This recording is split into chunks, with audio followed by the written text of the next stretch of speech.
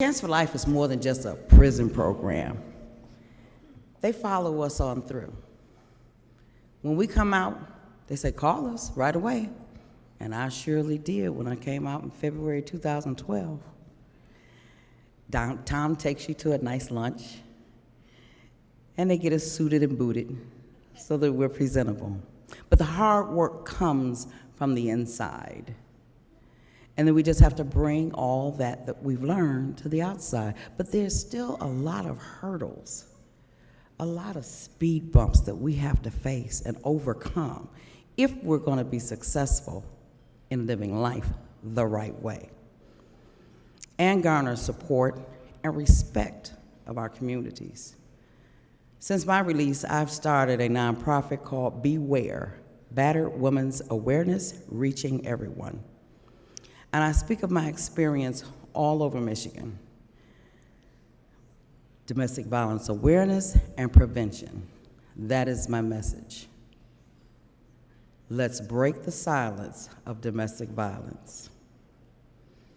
But things have to be spoken about, just like the program and the people that Chance for Life are helping to change. Because not everybody goes to prison goes for life. People are coming back out, and they may be your neighbor. They may be your coworker. I currently work for the Homeless Action Network of Detroit.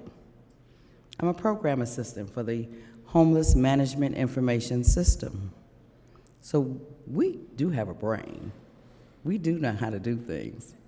We can get the work done if we're just given the chance, and we need that backing. Next, I'd like to bring to you Lionel Smith, who served 30 years, and he headed up the Chance for Life program in Coldwater. Lionel?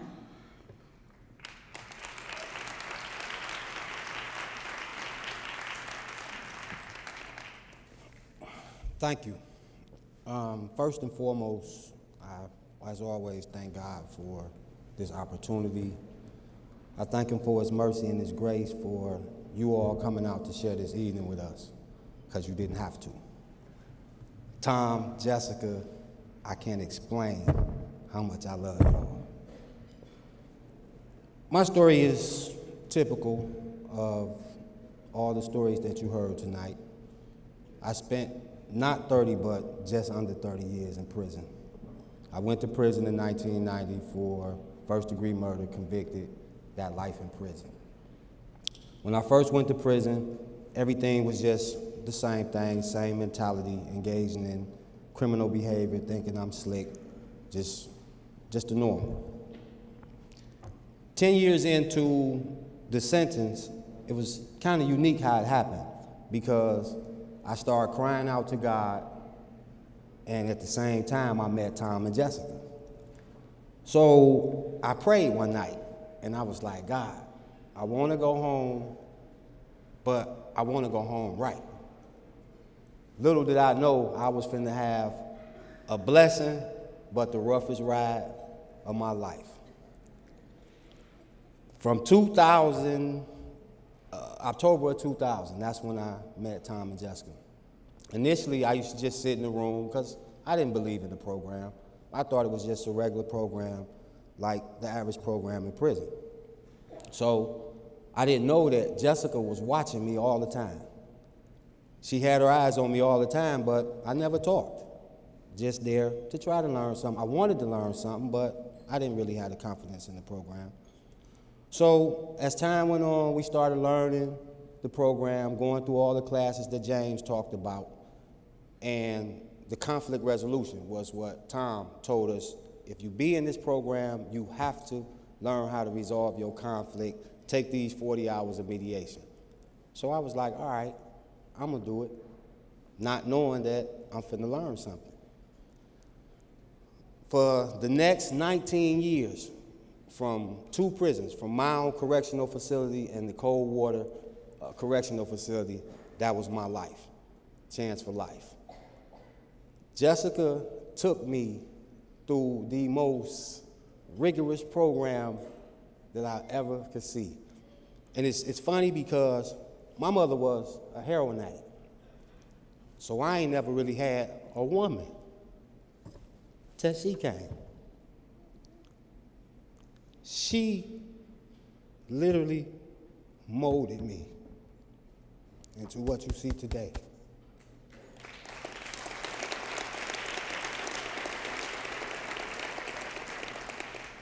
I remember plenty of times when she would come in, and I was the lead trainer of the program, and I thought that I was doing everything right because I always try to do whatever Jessica tell me to do, and I would try to do it exactly how she told me to do it.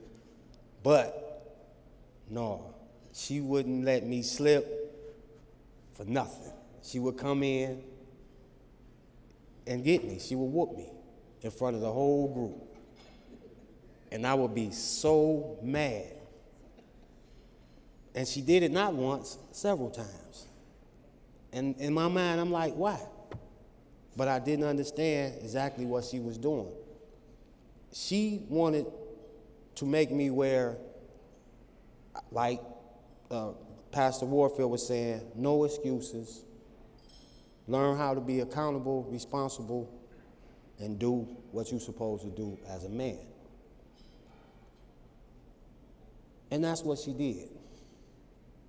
So throughout these 19 years, I learned so much from this program.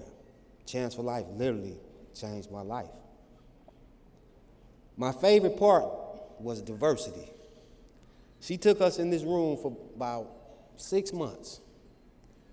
She stripped us of every thought we had of diversity and taught us what it really was. So there was no more conflict with you or with anyone because we had a different perspective, a different point of view, or because you didn't want to do what I wanted to do.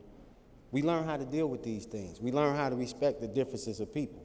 Because at first, I thought diversity was just about color until Jessica taught us what diversity really meant and how to respect it and appreciate it. So, in closing, if there is one thing that I know has did this to me, changed me, because I would never stand before y'all and talk, period. I didn't even go to my graduations. That's how shy I was to stand before people. But because of Miss Taylor and Mr. Adams, because she used to make me speak too when I didn't want to. I am so grateful for Chance for Life. Governor Snyder, thank you. Lieutenant Governor Cali, thank you. God bless you all.